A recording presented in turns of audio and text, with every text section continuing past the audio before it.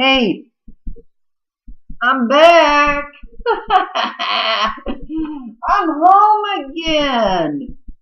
Wait a minute now. Look at the furniture. It's not that ugly gold stuff anymore. Great. It's gray furniture. Got rid of the gold. No more gold. It's part of the new home redecoration. Okay, now I wish I could show all of it to you, but it's not done. Now we're getting there. Oh, by the way, this is the world according to Steph, spiritual foundations, I think 56. If it's not, you'll know it. It's the brain, remember that, the brain, okay? Happy Memorial Day, 2013. Before I begin, I want to show you some things. Now, I've been sharing stuff about my son from the time I woke up this morning and even yesterday. I need you to understand, I don't need you to, but I would like for you to understand that this is my child. All of you who have children out there, I want you to just take one moment,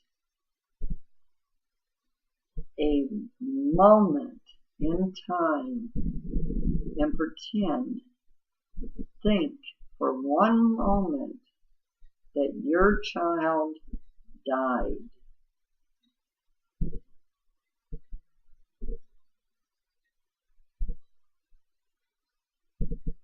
Moment's done.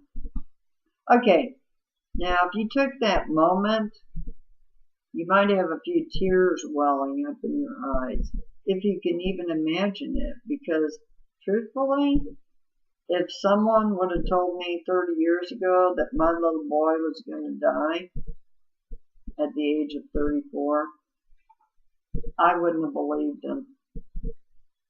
Not in a million years. I would never have believed it. We don't want to believe our children are going to die before us.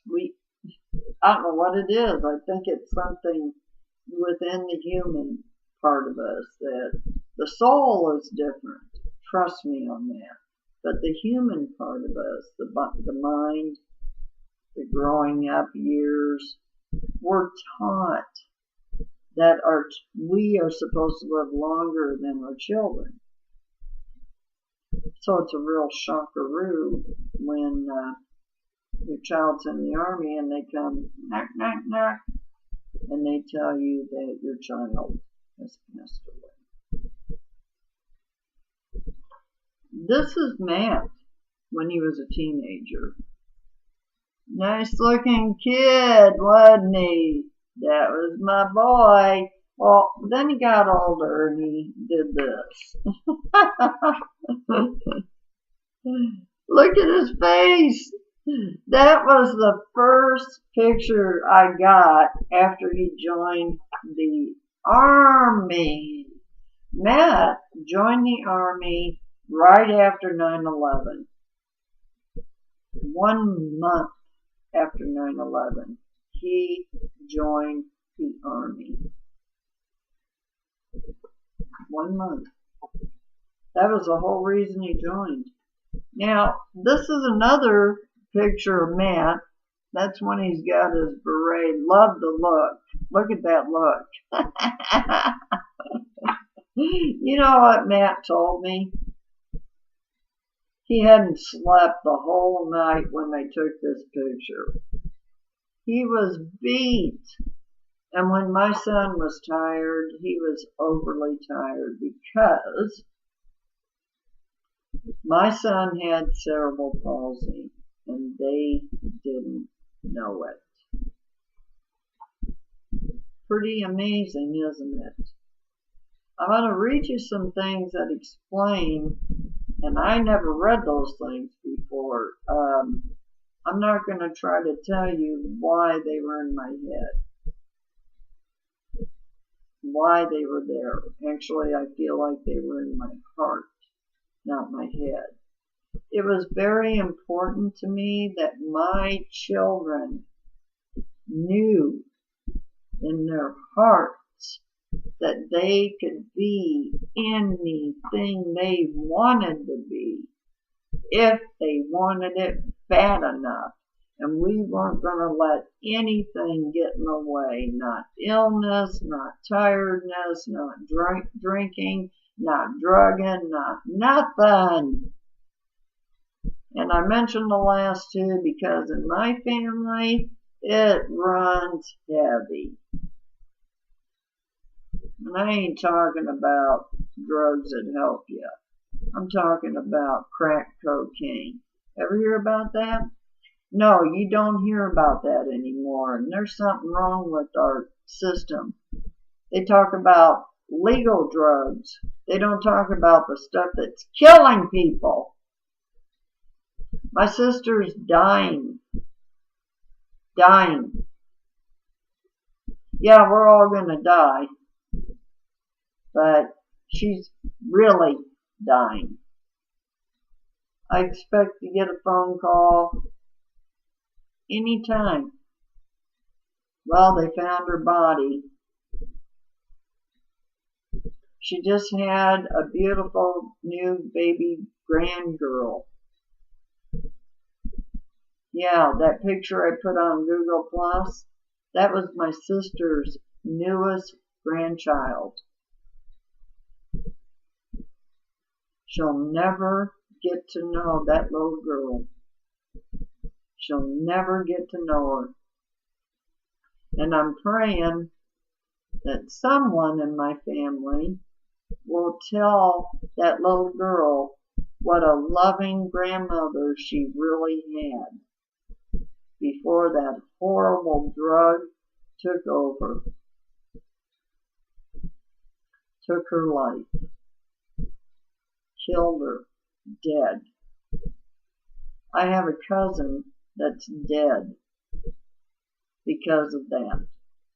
Now I have a sister that's going to be dead because of that. Now when are we going to tell our president, can you please put the ads back on TV that talk about the war on drugs? The real war on drugs, not the crap that they're putting on.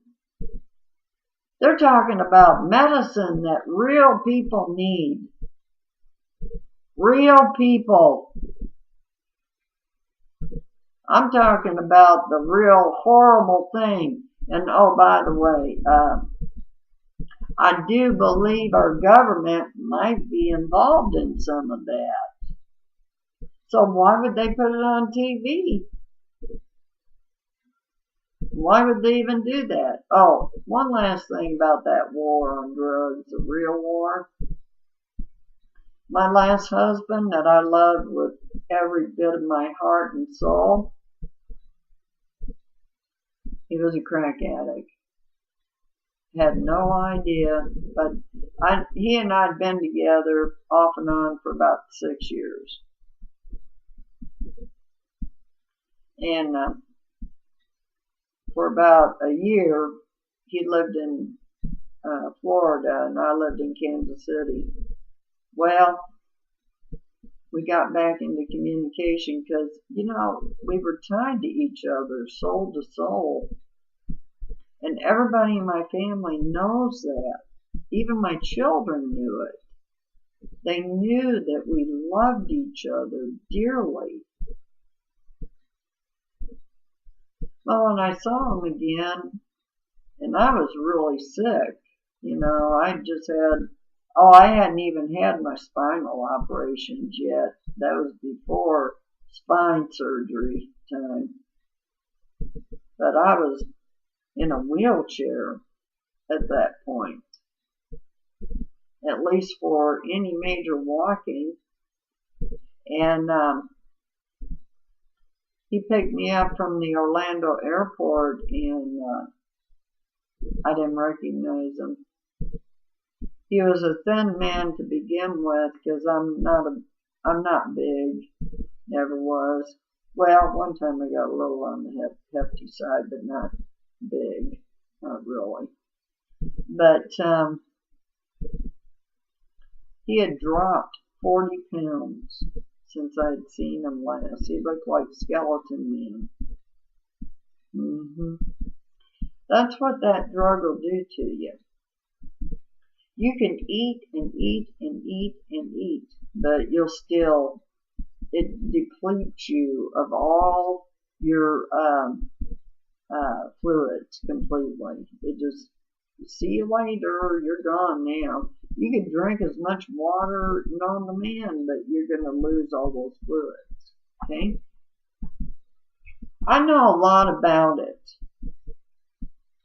I lived with the man. I went to the rehab thing as a wife with him. That didn't work, by the way. I knew he wasn't ready. I knew it. But you know, here's the good news. I had some wonderful spiritual advisors, and they told me, Steph, you're going to have to let him go. And we know you love him, but you're going to have to let him go. And something happened right before one of my birthdays, and it was really strange and really mean, and it kind of scared me even. And I've been with two men that beat the holy crap out of me, and one of them kept me a prisoner even. And we aren't going to get into that discussion. Already been there, done it. And I wasn't going to get like that again. So I told the love of my life that it was over. I gave him 30 days to move out. I told him, please start looking for a new place to live. You've got to move out. You cannot stay here. Well, I guess he didn't think I was serious, but I was. And when that 30 days came and he wasn't gone yet, I helped him be gone. I really did. And I was ready to call the cops. You know, it was to that degree. I warned him that I had no qualms about calling the police. But I did not want it to get to that point. And I begged him. He was screaming at me from out in our front yard. Well, my neighbors were really used to the chaos at my house, believe me.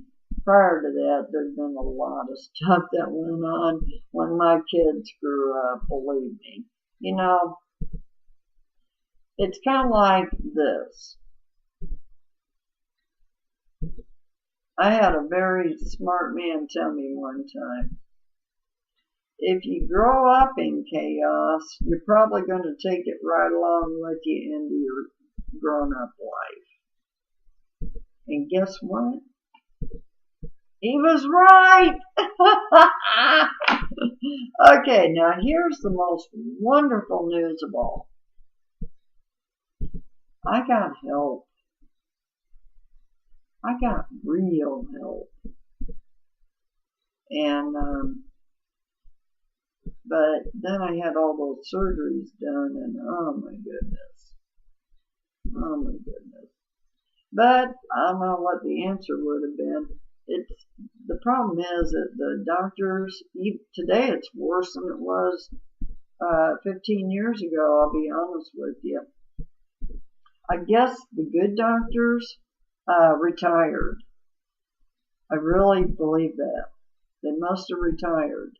Today, I'll be honest with you, I do not understand what happened to our doctors. Something really bad has happened. This is a great example.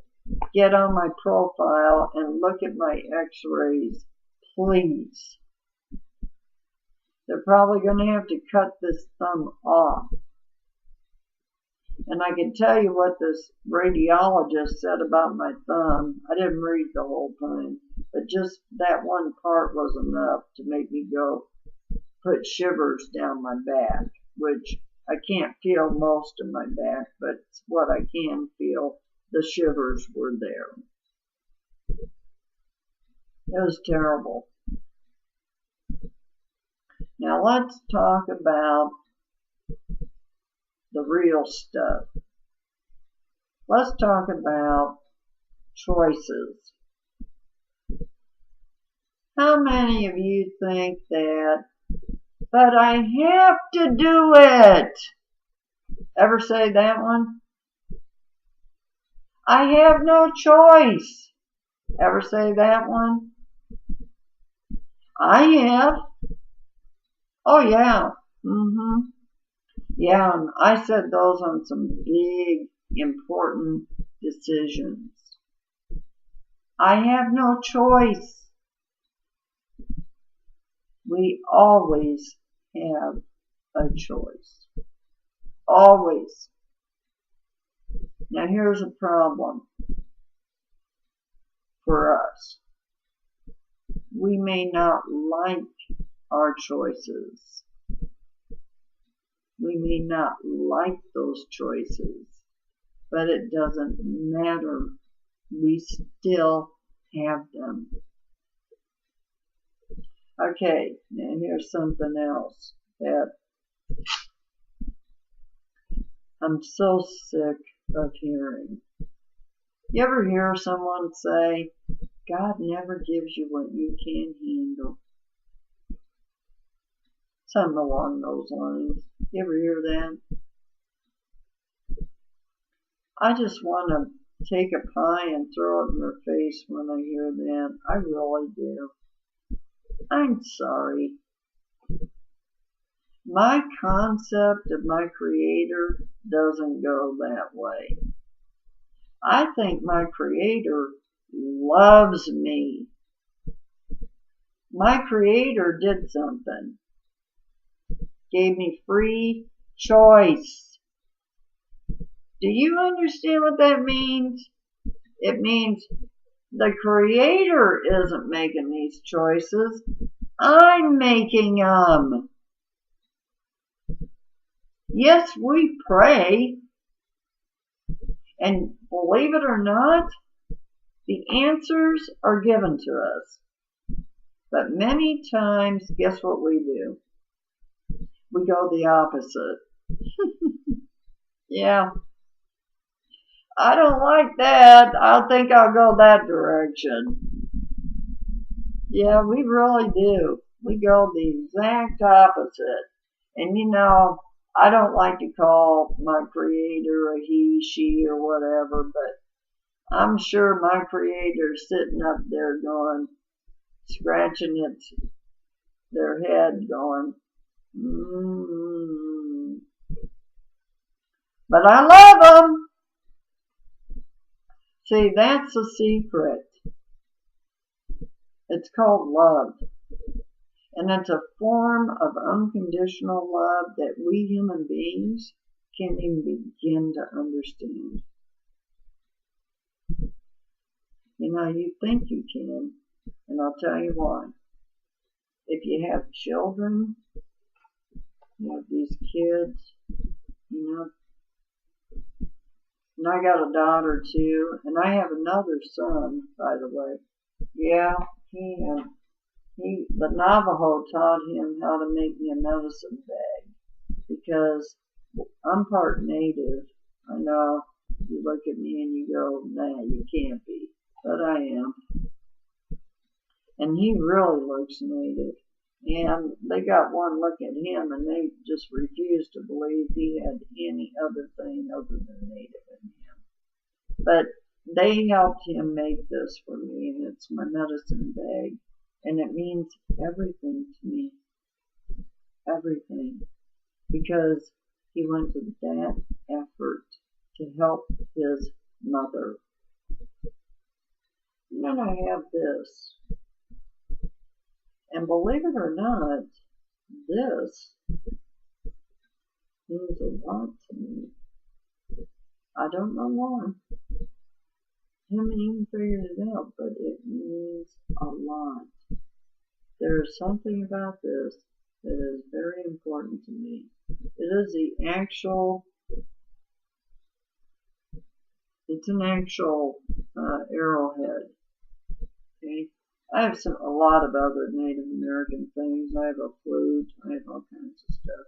Of course, me trying to play flutes like listening to, oh help, tell her to shut up. You know, no good at that. But I could be if I really put some time into it. Now, this hand will never work like normal again. Too late.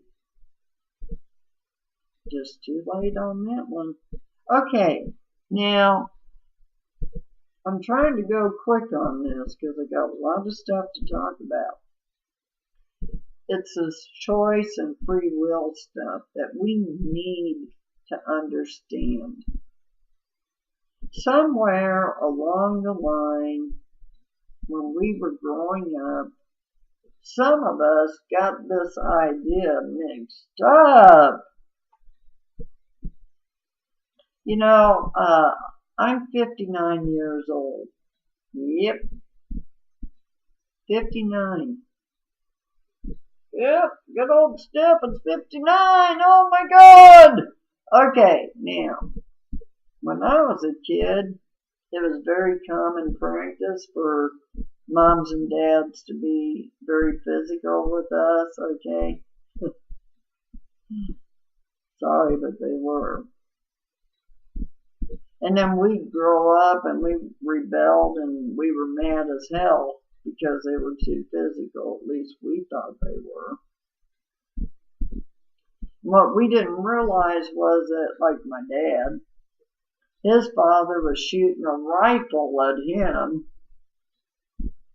If you don't get your ass in the house for dinner, I'm going to shoot you, boy. That's what my dad grew up to. I didn't have any guns directly pointed at me, but I did have a grandmother that pistol whipped a woman when she was 84. That's the family I come from. But you know what? I'm proud of them. I'm proud of them. Don't think I'm not. They're strong people. And they don't let anyone push them around, and they don't really care what anybody thinks about them. None of them do. Not a lick. Now, here's the biggest thing though. They love their family with all their hearts. Our family, our blood means everything to us. And if you hurt one of our family, in the old days,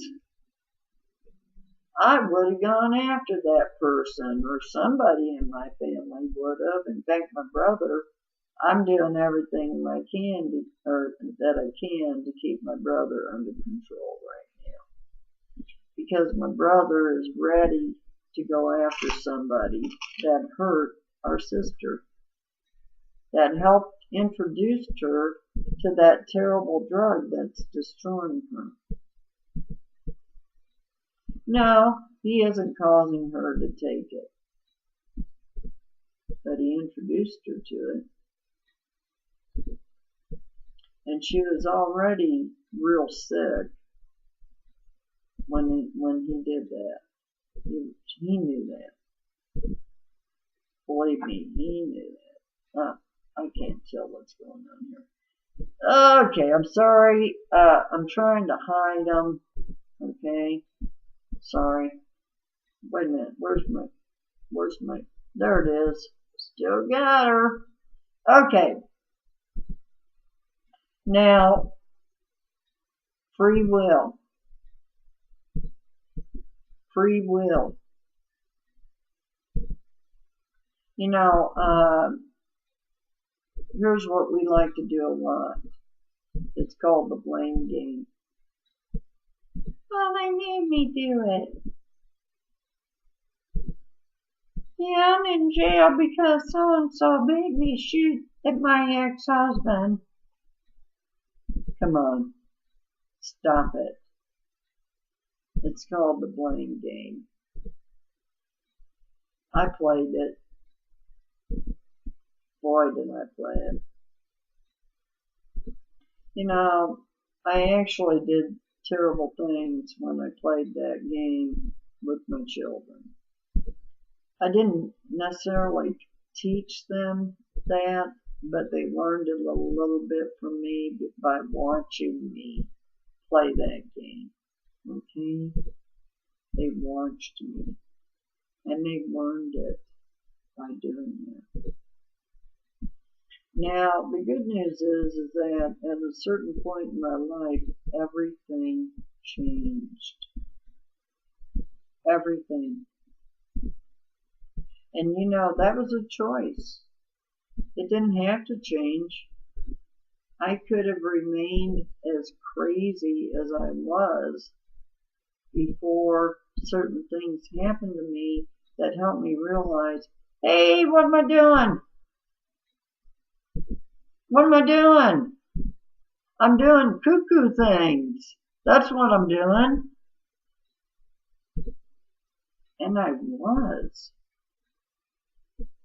I am not the same woman I was 20 years ago. Not even close. Not one bit close. And I thank my Creator every single day. Now, it could have been sooner. I had opportunity, but guess what I did? Nope. I like things the way they are. I'm gonna keep doing the cuckoo, crazy, chaos things. No, thank you. Yeah. But, you know, I guess something inside of me, maybe the soul, finally said, hey, there's a different way that you can live your life, and it might be good for those kids if you change a little bit. So I did. I changed a lot. And I didn't go out searching for people, but suddenly people came into my life out of nowhere. I didn't go out looking for them. There they were, there to help me. Just out of the blue. You know that saying that ships in the night? It's true. It is absolutely true. Now, some of us might hang on to certain ships a lot longer, maybe even a whole lifetime. But a lot of times we'll meet people and we'll help each other because it's a two-way street.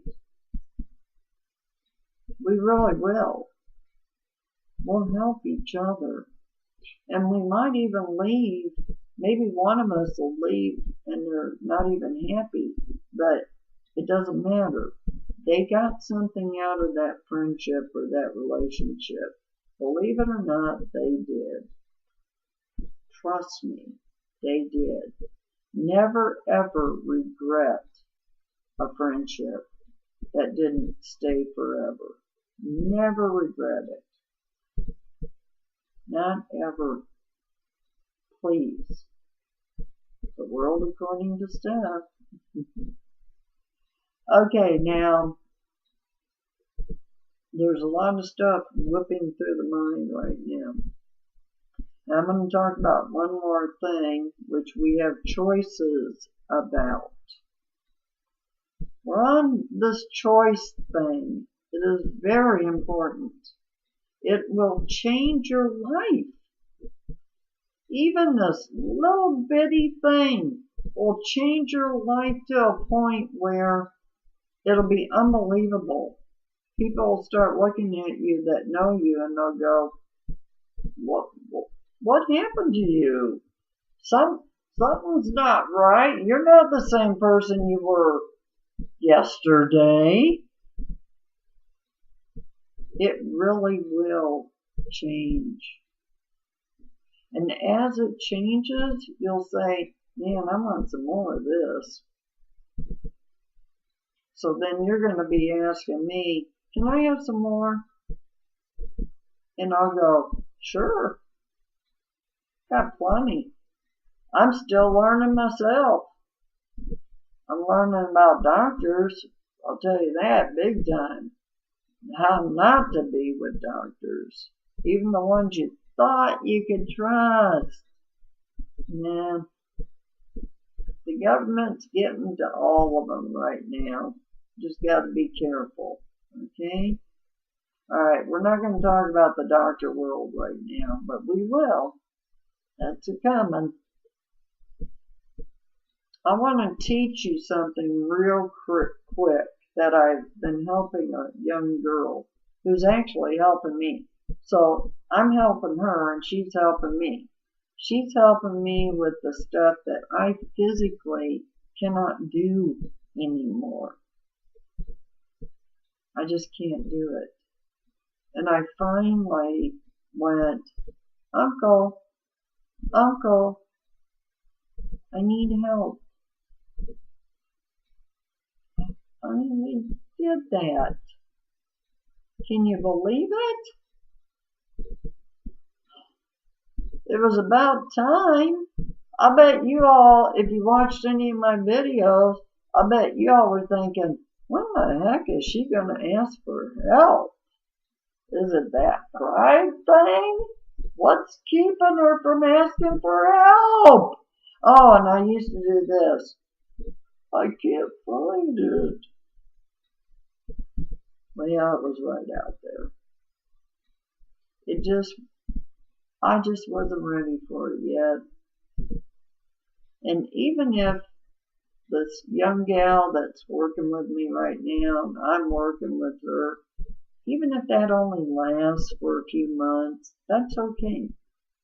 I'm making connections.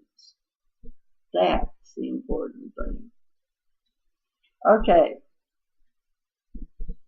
I'm going to tell you something that is going to change your life. I want you to write this down. Please, write it down. For prosperity's sake, okay? Restraint from tongue and pen. Some of you might have already heard of it. If you have, you know where I got it from. But we're going to talk about it. Restraint of tongue and pen. What does that mean? It means a lot of things. It's heavy duty stuff. How many times do you feel that you have to be right? Hey, I need to be right. I know about this stuff. How many times do you think that you have to be right? And you'll argue till doomsday because you know that you're right about this. How many times has that happened? Well, I can tell you in my life it happened a whole bunch of times. And oh my God, did I waste a lot of time. Did I waste a lot of time? Here's the problem. You think you have to be right, and so does somebody else. So here you are, never meeting. You're always this far away from each other. And I bet if you had guns or some form of hatchets or whatever, you'd be hatching at each other. I betcha. Okay, now here's a super surprise. You don't have to be right. Maybe you even are right, but who cares? What's the big deal? Why make it a big deal? And that's another little lesson. There are no big deals. There really aren't. Only the ones you make. You know, life gets a lot more peaceful and a lot more quiet when you stop doing those kind of things. When you talk to your ego and you say to it, okay, why was this even necessary? What was it we were trying to prove? Huh? And the ego says, I don't give a shit. You're the one that was trying to prove it.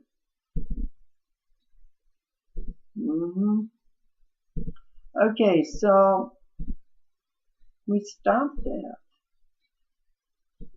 Just stop it in mid-argument. Just be quiet.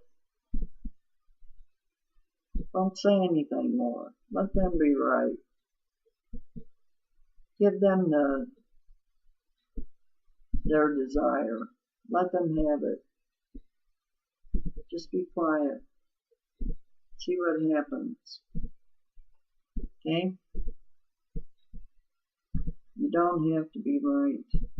Restraint of tongue and pen. How many times have you wanted to email someone or text them and say, you're an idiot. You really are. Or, you know, I didn't like what you said the other day. I thought that was pretty bad. I didn't like it one bit. What would happen if you just shut your mouth about that? What do you think would happen?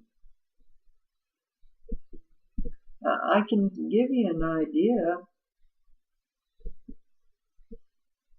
Have you ever heard the saying, what goes around comes around? Actually, it's a universal law. It's a law of nature. What goes around comes around. It really does. And you don't have to be there to see it.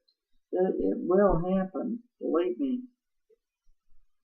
But once you not let it happen to you, it doesn't have to happen to you if you stop doing these things now. Okay? Stop it now. Okay, now, let me give you another little scenario. And this is true. This really happened. My ex-husband and I used to go back and forth with arguments. Oh man, it was terrible. The kids would hide in their rooms. They were teenagers. And they would go up to their rooms and just go, oh man, are they ever going to shut up? Okay. Finally, after I had a few things happen to me and I realized that my life was very chaotic and life had to change. Things had to change. Right here, right now. And amazingly enough, the right people walked on into my life to help me see that. Okay? Now, some of those people didn't stick around for long, but the times that they were there, they gave me stuff, tools that I like to call them, to work with. Okay? Now we're getting far into this. Okay, we're going to have a part 2 on this. Now, here's what happened. Anybody ever hear of St. Francis of Assisi? Back in the 13th, 14th century? Catholic, I know. Just live with it. But let me tell you about him. He was pretty amazing. And he wrote a poem that turned into a fabulous prayer. And one of these days I'm going to read it to you. Okay? Alright, now, the thing about St. Francis of Assisi is that actually he came from a very rich family. And something happened in his life to make him realize, I can't remember the whole story of how it happened, but he decided to become a Jesuit monk. Okay? That meant complete poverty, total poverty, total humility. Now, he used to wear a burlap bag or a shirt, long dress like thing, and he had a rope with knots on it. Okay? And the knots represented the sins in his life, I guess. That was what I was taught, but that might have been wrong. The point is, he had this rope with these knots on it. Now, one of my spiritual advisors said, Steph, next time you and your husband get into this horrible, terrible fight, only we weren't even married yet. I married him later. About that one. Okay. But anyway, she said this. Because I told her I couldn't take it anymore. I really couldn't. And I didn't want to say, you have to leave. I wanted it to be his choice. His choice. Okay? Makes a difference. And it made a huge difference. Okay. I was sitting at the kitchen table. He was standing in the doorway going into the living room, yelling and mad at me and everything, trying to pick a fight. And my spiritual advisor had said, don't, just keep your mouth shut. Restraint of tongue and pen. Do not say a word. Just sit there and remember about that rope, that burlap bag on your skin, and that rope with the knots. Remember that. It's called humility. Okay? So I did. And he was shocked because he was waiting for my usual very smart mouth quips to come rolling back, and I didn't say a word. And the next thing I heard was, I can't take this anymore. I'm going to have to move out. And my mind went, what? What? Hey, I didn't have to ask. Whoa, whoa, what happened here? He's offering to move out. And I said, that was the only time I said anything. And I said, wow, I'll be honest with you, I think that might be a really good idea. And then I stopped there. Nothing more. Restrain of tongue and pen. And so he stood there like with his mouth hanging open. And then he said, I'm serious, I'm going to move out. And I said, okay. I said, when do you think you'll be doing this? About how soon? Well, within a week, he was gone. He had moved out. Now, you gotta remember, I did love him with all my heart. But I'd found out something. I'd begun to learn something. I loved me first. And I knew that that relationship, the way it was the worst thing in the world for me. How about that? Yay! Yay! How about that, huh? Yeah, that was a long time ago. But anyway, I got lots more to share with you. But it's 45 minutes in. I'm going to cut it short now. I got some stuff I was planning on reading to you, and I'm going to read it to you. The next moment we can be together. I love y'all. Happy Memorial Day. Hey, I ain't crying. How about that? I must be getting better. Thank you, my Creator. Thank you, because I couldn't do it without you. And thank you, because I love all of you. Have a great day. Enjoy those barbecues. Talk to you soon. Bye.